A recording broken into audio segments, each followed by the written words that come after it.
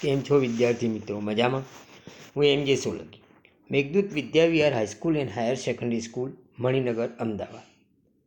ધોરણ 11 વિષય વાણિજ્ય વ્યવસ્થા અને સંચાલન, જેમાં આપણે પ્રકરણ 10 આંતરરાષ્ટ્રીય વેપાર શરૂઆત કરેલી, જ્યાંથી આપણે અટક્યા છીએ ત્યાંથી આગળ વધીએ.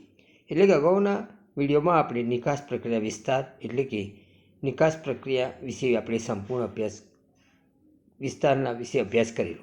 હવે આપણે વિદેશ વેપાર એટલે કે આંતરરાષ્ટ્રીય વેપારની વિધિઓ એટલે કે માલ આયાત કરવામાં આવે ત્યારે અને માલ નિકાસ કરવામાં આવે ત્યારે કઈ વિધિ કરવામાં આવે છે એ વિધિમાં આપણે પહેલી આયાત વિધિ ઇમ્પોર્ટ પ્રોડ્યુસર તરીકે અભ્યાસ કરીશું. આંતરરાષ્ટ્રીય વેપાર એટલે આયાત અને નિકાસનો વેપાર. ભારતમાંથી વિદેશ માલ મોકલવામાં આવે તો ભારત માટે નિકાસકારી કહેવાય, જ્યારે વિદેશમાંથી ભારતમાં માલ આવે ત્યારે ભારત માટે આયાતકારી કહેવાય. આયાત અને નિકાસ વેપારની વિધિ અલગ અલગ જુદી જુદી છે. જુદા જુદા દેશોમાં આયાત વિધિ પણ અલગ અલગ જોવા મળે છે. અહીં આપણે આજે ભારતમાં માલની આયાત કરવા માટેની વિધિ પ્રક્રિયા કેવી હોય એ વિશેનો અભ્યાસ કરીશું. તો અહીં આયાત પરવાનો મેળવો પહેલો મુદ્દો છે. જ્યારે સરકારે બહાર પાડેલી ચીજવસ્તુઓ અને સેવાઓની યાદીમાંથી જે વસ્તુઓની આયાત કરવાની હોય તેને સામાન્ય પરવાનો OGL ઓપન જનરલ લાયસન્સ મેળવવું પડે છે. તે ખૂબ જ સરળ છે. આ યાદી સિવાયની વસ્તુની આયાત કરવી હોય તો આયાતકારે આયાત વેપાર નિયામકને અરજી કરવી પડે છે. અરજીમાં આયાતકારના નામ, સરનામા, માલની સંપૂર્ણ વિગત, આયાતકારની આર્થિક સ્થિતિ, માલ કયા દેશમાંથી આયાત કરવાનો છે તે દેશનું નામ વગેરે જણાવવામાં આવતું હોય છે. અરજી વિગતો તપાસતા અધિકારીને સંતોષ થાય તો આયાત પરવાનો આપે છે. આયાત કરવા માટે જો કોટા પદ્ધતિ અમલમાં હોય તો આયાતકારને નિશ્ચિત કોટા દર્શાવતું કોટા પ્રમાણપત્ર પણ આપવામાં આવતું હોય છે.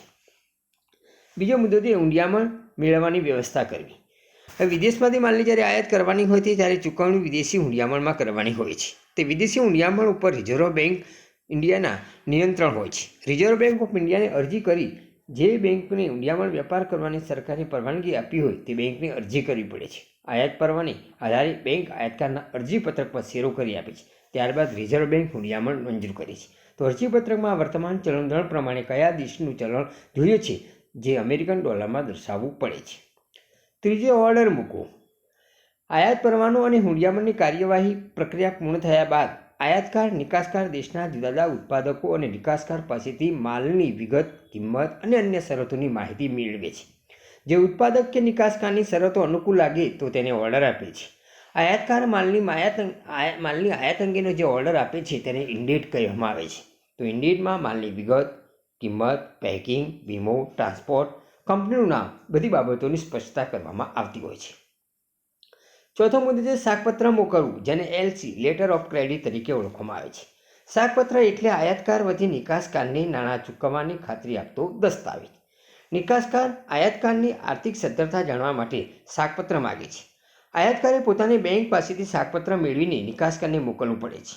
તો શાકપત્ર મળે એટલે નિકાસકારને નાણાં મળશે એવી ખાતરી રહે છે. પાંચમી છે દસ્તાવેજો મેળવવા.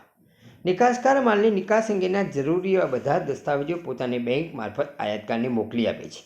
સામાન્ય બેંક મારફતે હુંડીના સ્વીકાર સામેનો દસ્તાવેજ, જેને DA ડોક્યુમેન્ટ અગેન્સ્ટ એક્સેપ્ટન્સ તરીકે, જે નાણાંની ચૂકવણી સામે દસ્તાવેજ, જેને DP ડોક્યુમેન્ટ અગેન્સ્ટ પેમેન્ટ મોકલે છે, જે આયાતકાર છોડાવે છે.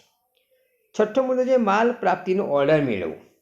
આયાતકારને મળેલા દસ્તાવેજોમાં બિલ ઓફ લેડિંગ એ માલની માલિકી દર્શાવતો અગત્યનો મહત્વનો દસ્તાવેજ છે. આ દસ્તાવેજ પર નિકાસકાર શેરો મારીને આયાતકારની માલિકીની તબદીલી કરે છે, એટલે કે ફેરબદલી કરે છે. આ દસ્તાવેજ જહાજી કંપનીના કાર્યાલયે રજૂઆત કરવાનો હોય છે. જહાજ મારફત આવતા માલનો કબજો જહાજી કંપની પાસે હોય છે. જો આયાતકાર નૂર ભરવાનું બાકી હોય તો ભરી દેતા બિલ ઓફ લેડિંગ ઉપર જહાજી કંપની શેરો મારીને જહાજના કપ્તાનને આયાતકારની તરફેણમાં માલ છૂટો કરવાનો આદેશ કે હુકમ આપે છે. જેના આધારે આયાતકાર પોતાનો માલ છોડાવી શકે છે. સાતમું છે આયાત જકાત ભરવી. વિદેશથી મંગાવવામાં આવેલા માલ પર આયાતકારે જકાત ભરવી પડે છે. જ્યાં સુધી આયાત જકાત ન ભરાય ત્યાં સુધી જકાત મુક્તિનું પ્રમાણપત્ર મળતું નથી. માટે આયાતી માલને બંદર પર લઈ જવામાં આવતો નથી. LCનું ભરતીયું અને માલની ઉત્પત્તિના પ્રમાણપત્રને આધારે જો ઓછી જકાત ભરવાની હોય તો એને માટે બિલ ઓફ એન્ટ્રી નામનું પત્રક તૈયાર કરવું પડે છે. આ પત્રકમાં જહાજનું નામ, વિદેશમાં જે બંદરેથી માલ ચડાવવામાં આવ્યો તે બંદરનું નામ, નિકાસકારનું નામ, સરનામું, આયાતકારનું નામ અને સરનામું અને માલની સંપૂર્ણ વિગતો દર્શાવવામાં આવતી હોય છે. આ પત્રકની વિગતોને આધારે જકાત નક્કી કરવામાં આવતી હોય છે. નક્કી કરેલ જકાત ભરપાઈ કરવામાં આવે એટલે જકાત અધિકારી તરફથી બિલ ઓફ એન્ટ્રી પર તે માહિતી આપતો શેરો સહી કરીને તે આયાતકારને આપે છે. જકાત ન ભરેલા માલને બોન્ડેડ ગોદામમાં રાખવામાં આવતો હોય છે. 8મી છે ડોક ચાર્જની ચૂકવણી. આયાતકારે હવાઈ માર્ગ, જમીન માર્ગ કે દરિયાઈ માર્ગે પૈકી જે માર્ગે માલ મંગાવ્યો હોય તે સ્થળે વાહન આવે ત્યારે સ્થળનો વપરાશ કરવા બદલ જે ખર્ચ ચૂકવવા પડે તેને ડોક ચાર્જીસ તરીકે ઓળખવામાં આવે છે. તો ડોક ચાર્જીસમાં જે તે સ્થળ પરના સાધનો, સગવડો તથા વાહન પરથી માલ ઉતારીને આયાતકાર માલનો કબજો મેળવી ત્યાં સુધીના તમામ ખર્ચાઓનો સમાવેશ થતો હોય છે. તો ડોક ચાર્જીસ ભરી દીધા પછી જે રસીદ આપવામાં આવે જેને ડોક રસીદ પણ કહેવામાં આવે છે. 9મો મુદ્દો છે માલનો કબજો મેળવવો. આયાતકારે તમામ કાર્યવાહી પૂર્ણ કર્યા બાદ માલનો કબજો મેળવવાનો હોય છે. માલનો કબજો નિશ્ચિત સમયગાળામાં બોન્ડેડ ગોદામમાંથી ખસેડવાનો રહેતો હોય છે. જો તે માલ નિશ્ચિત સમયગાળામાં ખસેડવામાં ન આવે તો બોન્ડેડ ગોદામને વધુ સમય માટે ઉપયોગમાં લેવા માટે જે ભાડું ચૂકવવું પડે છે જે ડેમરેજ તરીકે પણ ઓળખવામાં આવે છે. આજે ડેમરેજ ચૂકવવું પડતું હોય છે. અહીંયા માલ વિદેશમાંથી આપણે આયાત કરીએ એટલે માલ મંગાવીએ તો આ પ્રમાણેની વિધિ આપણે અનુસરવી પડે છે.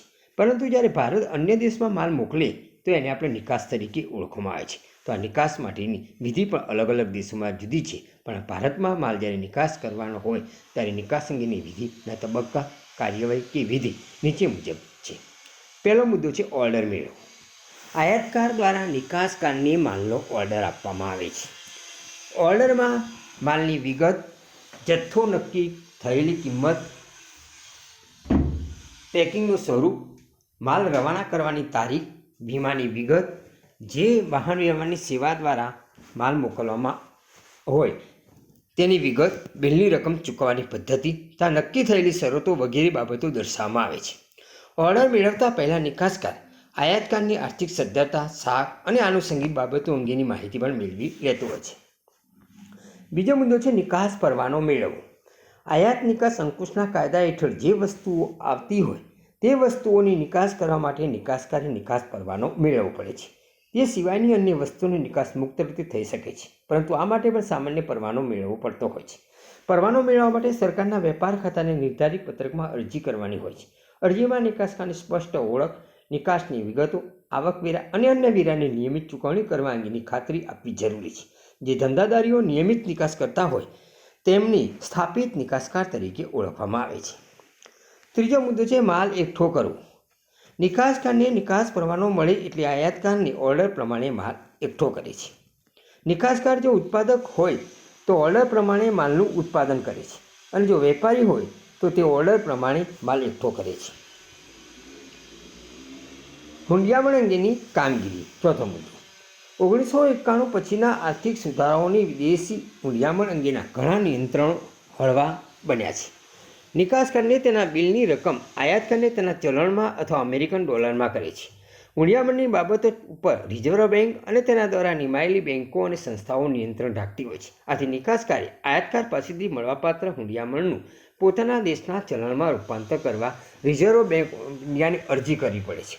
આ અરજીમાં પોતાને કેટલું હુંડિયામણ મળવાનું છે વગેરે અંગેની સંપૂર્ણ માહિતી પણ જણાવવી પડે છે. આ અરજીની એક નકલ નિકાસકાર પોતાની જે બેંક કે સંસ્થા દ્વારા વ્યવહાર કરતો હોય તેને પણ આપવી પડે છે.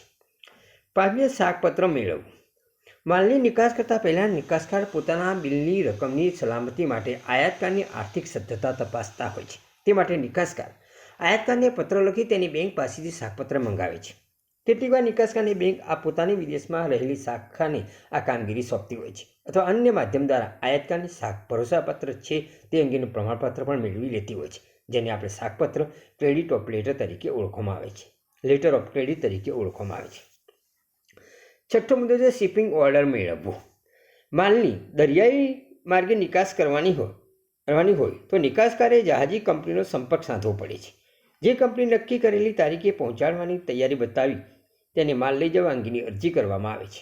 અરજીમાં માલની વિગત જેવી કે માલનો જથ્થો, વજન, કદ, માલ મોકલવાની તારીખ, કિંમત વગેરે બાબતો જણાવવામાં આવતી હોય છે. ટૂંકમાં શિપિંગ ઓર્ડર એટલે પોતાના જહાજના કપ્તાનને તેમાં દર્શાવેલ માલ સ્વીકારવાનો જહાજી કંપનીએ કરેલો હુકમ, જેને આપણે શિપિંગ ઓર્ડર તરીકે ઓળખવામાં આવે છે. તો નિકાસકાર મોટા જથ્થામાં માલની નિકાસ કરવાની હોય તો આખું જહાજ ભાડે રાખવું હોય તો જહાજ પણ ભાડે રાખી શકે છે, જેને ચાર્ટર કહેવામાં આવે છે. તો જહાજી કંપની અને નિકાસકાર વચ્ચે આખું જહાજ ભાડે રાખવા માટે જે કરાર થાય છે, જેને ચાર્ટર પાર્ટી કરાર કહે છે, જે ટૂંકો પ્રશ્ન તમારે પૂછાતો હોય છે. 7મો મુદ્દો છે જકાતની ચૂકવણી.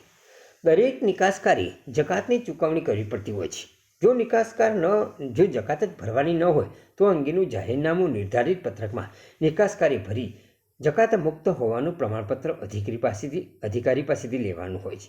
જો માલ જકાતપત્ર હોય તો નિકાસકારે શિપિંગ બિલ તૈયાર કરવાનું હોય છે, જેમાં આયાતકારનું નામ, સરનામું, માલની કિંમત, જથ્થો, વજન, માલ જે બંદરે ઉતારવાનો હોય તે બંદરનું નામ, જહાજ તથા જહાજી કંપનીનું નામ, આ બધી જ વિગતો દર્શાવવી પડતી હોય છે.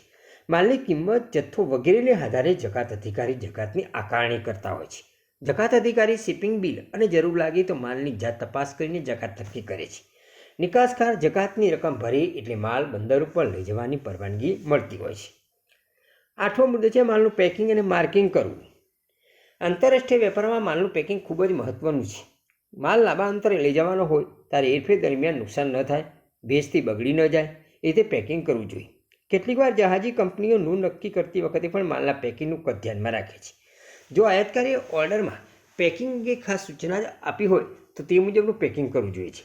પેકિંગ ઉપર માલને લગતી અગત્યની વિગતોનું માર્કિંગ પણ જરૂરી છે, જેમાં આયાતકારનું નામ, સરનામું, નિકાસકારનું નામ અને સરનામું, માલ જે બંદરે ઉતારવાનો હોય તે બંદરનું નામ, માલનું વજન, આ બધી વિગતો માલ પેકિંગ પર દર્શાવવી પડે છે. 9મો મુદ્દો છે માલનો વીમો લેવો. દરિયાઈ માર્ગે આપણે માલ નિકાસ કરવાની હોય ત્યારે દરિયાઈ જોખમો જેવા કે દરિયાઈ તોફાનો, હવામાનથી માલને થતું નુકસાન, દરિયાઈ ચાંચિયાઓ દ્વારા થતી માલની લૂંટ વગેરેથી માલની ઘણું બધું નુકસાન થતું હોય છે. તો આ નુકસાન સામે આર્થિક વળતર મેળવવા માટે માલનો વીમો લેવો પડે છે. તો વીમા કંપની આ અંગેનો કરાર કરે છે. વીમા કંપની પ્રીમિયમ નક્કી કરે છે અને પ્રીમિયમ ભરવામાં આવે તેને કવર નોટ પણ કહેવામાં આવે છે. તો વીમા પોલિસી તૈયાર થાય એટલે એને કવર નોટના બદલામાં વીમા કંપની પોલિસી આપે છે. 10મો મુદ્દો કાર્ટિંગ ઓર્ડર મેળવવો. કાર્ટિંગ ઓર્ડર એટલે જહાજ પર માલ ચઢાવવા માટેની પરવાનગી. કાર્ટિંગ ઓર્ડર મેળવવા માટે જે બંદરેથી માલ નિકાસ કરવાનો હોય તેના સત્તાવાળાઓને નિકાસકારે અરજી કરવી પડે છે. આ અરજીમાં શિપિંગ બિલમાં દર્શાવેલી તમામ વિગતો ઉપરાંત જકાતની ચૂકવણી કર્યાની વિગતો પણ દર્શાવવામાં આવે છે. નિકાસકાર બંદર પરના ખર્ચા જેવા કે માલની હેરફેરનો ખર્ચ, જહાજ પર માલ ચડાવવાનો ખર્ચ વગેરે ભરી ત્યારે નિકાસકારને કાર્ટિંગ ઓર્ડર આપે છે. 11મો મુદ્દો છે કપ્તાન કે સાથીની રસીદ. કાર્ટિંગ ઓર્ડરને આધારે માલ જહાજ પર ચડાવવામાં આવતો હોય છે. જહાજના કપ્તાનનો પ્રતિનિધિ મેટથી ઓળખાય છે. શિપિંગ બિલ મુજબ માલ છે કે નહીં તે મેટ ચકાસી લે છે. જ્યારે જહાજ પર માલ ચડાવવામાં આવે જ્યારે જહાજના કપ્તાન કે તેના પ્રતિનિધિ તરફથી માલ સ્વીકાર્યા અંગેની જે રસીદ આપવામાં આવે છે જેને સાથીની રસીદ કહે છે. જહાજનો કપ્તાન માલના પેકિંગની ખાતરી આપતો હોય છે. જો માલનું પેકિંગ યોગ્ય જ ન હોય કે માલ વહન માટે યોગ્ય જ ન હોય તો રસીદમાં તેની નોંધ થતી હોય છે. આવી નોંધ કરેલ રસીદને ખામીવાળી રસીદ તરીકે જેને ફોલ્ટ રિસિપ્ટ અથવા ડર્ટી ચીટ તરીકે ઓળખવામાં આવે છે. આ બધી જ બાબતો યોગ્ય હોય તો ચોખ્ખી રસીદ આપવામાં આવતી હોય છે. સાથીની રસીદ ખામીવાળી હોય તો એનો અર્થ છે કે જહાજમાં માલ ચડાવવામાં આવતા માલનું ઓર્ડરમાં દર્શાવ્યા મુજબ માલનું પેકિંગ નથી અને માલની હેરફેર દરમિયાન જો માલને નુકસાન થાય તો જહાજી કંપની પણ જવાબદાર રહેતી હોતી નથી. 12મો મુદ્દો છે બિલ ઓફ લેડિંગ મેળવવું. કપ્તાન કે સાથીની રસીદ એ માલ જહાજમાં ચડાવ્યા અંગેની પહોંચ છે. તે માલ લઈ જવા અંગેનો કરાર નથી. નિકાસકારને મળેલી કપ્તાનની રસીદ જહાજી કંપનીમાં રજૂ કરવાથી જહાજી કંપની દ્વારા બિલ ઓફ લેડિંગ નિકાસકારને આપવામાં આવે છે. બિલ ઓફ લેડિંગ એ નિકાસકાર અને જહાજી કંપની વચ્ચેનો કરાર છે, જે દ્વારા જહાજી કંપની એક બંદરેથી બીજા બંદર માલ મોકલી આપવાની ખાતરી આપતો દસ્તાવેજ છે. આ દસ્તાવેજમાં નિકાસકારનું નામ, જહાજનું નામ, નૂર, માલની વિગત, માલનો જથ્થો, કિંમત, વજન, જે સ્થળેથી માલ લઈ જવાનો હોય તે બંદરનું નામ, હેરફેરની શરતો, આ બધી જ વિગતો દર્શાવવામાં આવતી હોય છે. બિલ ઓફ લેડિંગ એ મહત્વનો અગત્યનો દસ્તાવેજ છે. તેની 3 નકલો બનાવવામાં આવતી હોય છે. એક નકલ જહાજી કંપની પોતાની પાસે રાખે છે. બાકીની 2 નકલો નિકાસકારને મોકલી આપે છે, જેમાંથી એક નકલ નિકાસકાર આયાતકારને પણ મોકલી આપે છે, જેના આધારે જ આયાતકાર માલ છોડાવી શકે છે. 13મું છે ઉત્પત્તિનું પ્રમાણપત્ર. ઉત્પત્તિનું પ્રમાણપત્ર પણ મેળવવું પડે છે. એટલે કે માલ કયા દેશમાં ઉત્પન્ન થયું છે એટલે કે ઉત્પાદન થયું છે તે દર્શાવતું પ્રમાણપત્ર એટલે ઉત્પત્તિનું પ્રમાણપત્ર.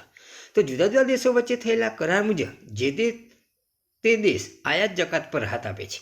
આ કરાર હેઠળ મેળવવામાં આવેલા સૂચિત માલ કયા દેશમાં ઉત્પન્ન થયેલું છે તે અંગેનું પ્રમાણપત્રની જરૂર પડતી હોય છે. તો આવું પ્રમાણપત્ર વેપારી મંડળો, ચેમ્બર ઓફ કોમર્સ કે સરકાર પાસેથી મેળવવામાં આવતું હોય છે.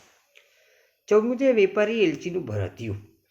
વેપારી એલચીનું ભરતિયું એટલે કે નિકાસ કરેલો માલ આયાતકારના દેશમાં પહોંચે એટલે તેની ઉપર જકાત ભરવી પડે છે. જકાત ચૂકવણી સરળ બનાવવા માટે વેપારી એલચીનું ભરતિયું એક મહત્વનો દસ્તાવેજ છે. આયાતકાર દેશના એલચી નિકાસકાર દેશમાં હોય છે. તેની પાસેથી નિકાસકાર માલની કિંમત અંગેનું જે પ્રમાણપત્ર મેળવે છે તેને વેપારી એલચીનું ભરતિયું કહે છે, જેમાં માલનો જથ્થો અને કિંમત જેવી બધું દર્શાવવામાં આવે છે. તેના આધારે જકાત વસૂલ કરવામાં આવતી હોય છે. 15મું છે દસ્તાવેજો મોકલવા. નિકાસકાર પોતાના દેશની બેંક મારફતે આયાતકારને ભરતીયું, વીમા પોલિસી અથવા cover note, bill of lading, માલની ઉત્પત્તિનું પ્રમાણપત્ર, વેપારી એલચીનું ભરતીયું તથા હુંડી આ મહત્વના દસ્તાવેજો આયાતકારની બેંકને મોકલી આપતા હોય છે. 16મો મુદ્દો નાણાંની વસૂલાત. નિકાસકાર માલના નાણાંની વસૂલાત માટે બેંકને સૂચના આપતી હોય છે. ભરતીમાં દર્શાવેલ રકમ વસૂલ કરવા નિકાસકાર આયાતકાર પર એક હુંડી લખે છે. આ હુંડી સ્વીકાર સામેની ડીએ હોય કે ચૂકવણી સામેની હોય તો ડીપી પણ હોઈ શકે છે. જો સ્વીકારનાર સામેની હુંડી હોય તો નિકાસકારની બેંક આ હુંડી આયાતકાર સમક્ષ રજૂ કરી તેનો આયાતકાર દ્વારા સ્વીકાર થતા માલ અંગેના જરૂરી દસ્તાવેજો આપે છે. પણ જો નાણાંની ચૂકવણી સામેની હોય તો હુંડીના નાણાં પૂરેપૂરા ચૂકવાયા પછી જ બેંક દસ્તાવેજો આપે છે. સ્વીકાર સામેની હુંડીના નાણાં પાક્યા તારીખે બેંક વસૂલ કરીને નિકાસકારને મોકલી આપે છે, જ્યારે ચૂકવણી સામેની હુંડીના નાણાં નિકાસકારને મોકલી આપવામાં આવતા હોય છે. અહીં બંને વિધિ, આયાત વિધિ અને નિકાસ વિધિ વિશેનો સંપૂર્ણ અભ્યાસ આપણે કર્યો. બંનેમાંથી ખાસ કોઈ એકાદ પ્રશ્ન તો 100% પરીક્ષામાં તમારે પૂછાતો હોય, બંને પ્રશ્નો ખાસ વ્યવસ્થિત રીતે તૈયાર કરવા. હવે જે બાકી છે એ અગાઉના વિડીયોમાં આ પ્રકરણની ચર્ચા આપણે કરીશું. થેન્ક યુ વિદ્યાર્થી.